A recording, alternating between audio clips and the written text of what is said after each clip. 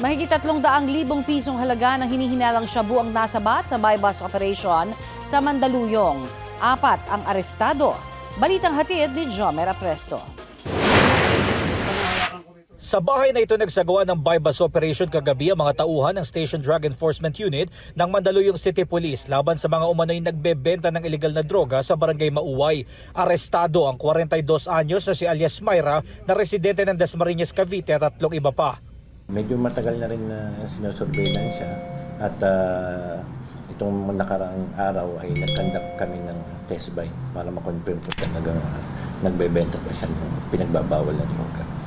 Nakuha mula sa mga sospek ang 17 sachet ng hinihinalang shabu na nagkakahalaga ng 340,000 pesos.